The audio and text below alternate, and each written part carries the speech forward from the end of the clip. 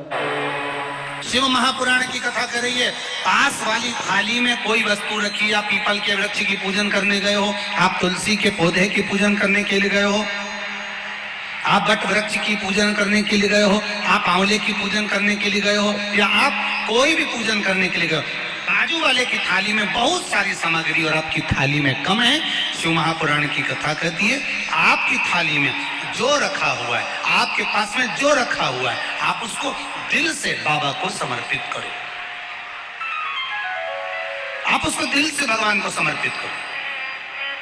आप उसको दिल से परमात्मा को दीजिए, दिल से भगवान को दीजिए। ये नहीं कि हमने पड़ोसी की थाली में से उठाकर फिर उसको चढ़ाना चालू कर दिया। ना ना ना ना। शिव महापुराण की कथा यहां तक कहती है कि बेलपत्री भी दूसरे की थाली में रखी है।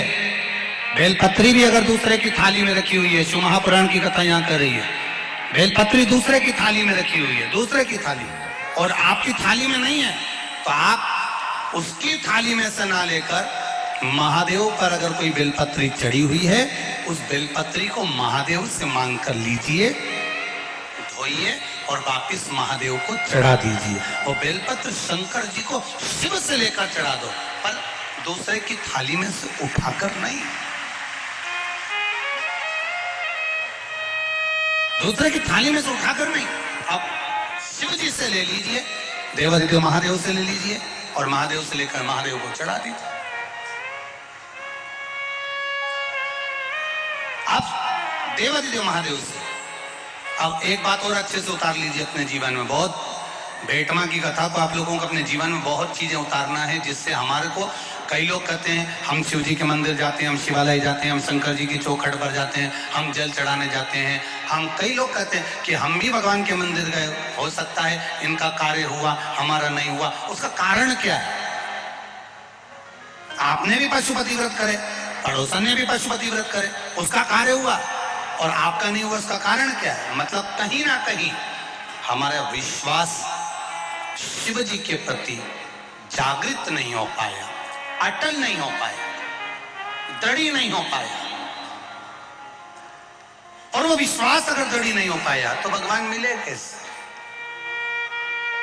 आप आए नहीं और सुबह हो गई, मेरी पूजा की थाली धरी की।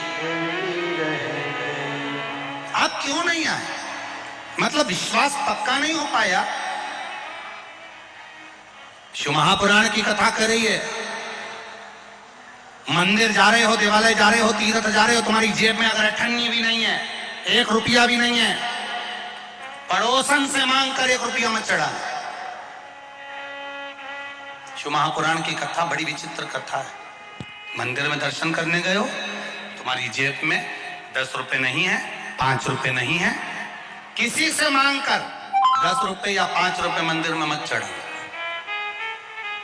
हम तो आपसे यहां भी कहेंगे, शिव महापुराण की कथा में भी आओ, तुम्हारे पास चढ़ाने के लिए नहीं है, तुम अपनी पड़ोसन से मांग कर बिल्कुल मत चढ़ाओ, बिल्कुल मत चढ़ाओ।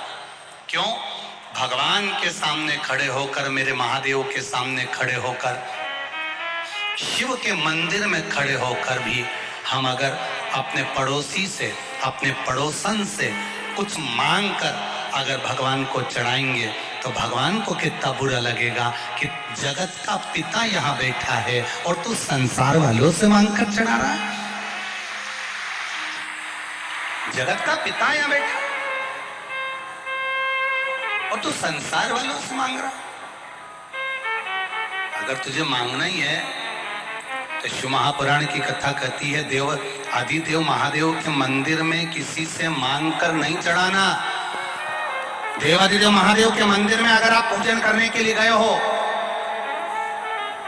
भगवान शिव के मंदिर में अगर पूजन करने गए हो, तुम्हारी थाली में अगर कोई सामग्री कम भी है चलेगी, पर पड़ोसन की थाली में से उठाकर मत चढ़ाना। शंकर जी कहते हैं, फूल नहीं है मुझसे ले लो, बेलपत्र नहीं है मुझसे ले लो, धतूरा नहीं है, मुझसे ले लो। शंकर जी कहते मेरे ऊपर चढ़ी हुई सामग्री तुम वापिस धोकर मुझे चढ़ा दो, पर किसी से मांग कर मत चढ़ाना, क्योंकि मैं दूंगा तो ज्यादा। अब आप प्रैक्टिकल करके देखो। अब एक प्रैक्टिकल करिएगा आप। पड़ोसन की थाली में से जो जो सामान उसने थाली में रखा, जो जो सामान रखा, उसका नारियल, उसकी अगरबत्ती, उसका दिया, सब तुम उठा के भगवान पे चढ़ाया हो। एक बार प्रैक्टिकल करके देखना हो।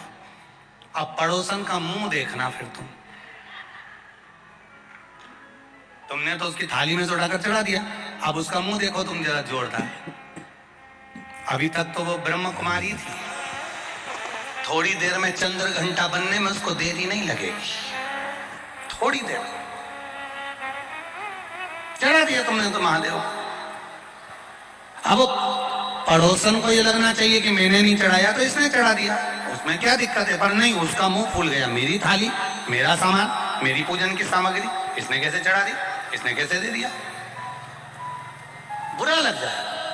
पर अब शिव जी के पास में बेलपत्र चढ़ी है, शंकर जी के पास में बेलपत्र चढ़ी है, शंकर जी के पास में धतूरा चढ़ा है। शिव जी से बेलपत्र मांगा तुमने, शंकर जी से बेलपत्र लिया तुमने, और वही बेलपत्र देवादिदेव महादेव का लेकर तुमने शंकर जी को चढ़ा दिया। शंकर जी को बुरा नहीं लगा, शंकर जी प्रसन्न हुए हैं। क्यों? शंकर जी ये जानते हैं बहू सास से कुछ मांगे तो अच्छी लगती है, बहू पड़ोसन से कुछ मांगे तो अच्छी लगती है क्या? अरे बोलो तो, रिबेट मत कीजिए। तुम्हारे घर की बहू, तुम्हारे घर की बहू, तुम्हारे यहाँ कोई मिलने आए अड़ोसन पड़ोसन, उससे कह दे मम्मी तुम, काकी जी हमको ला दोगी क्या, काकी जी हमारे यहाँ तुम अचार ला दोगी क्या, काकी जी तुम ये सामान ला दोगी क्या, तो सास को बुरा नहीं लगेगा? सास का नाम लिया तो लाइट भी आई गई।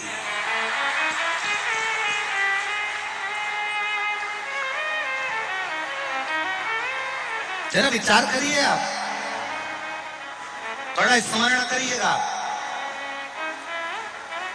घर की बहू, घर के बच्चे, घर के बेटा बेटी अपने घर के लोगों से मांगेंगे, माता पिता से, सास ससुर से, वृद्ध से, बुजुर्ग से मांगे, अच्छा लगेगा।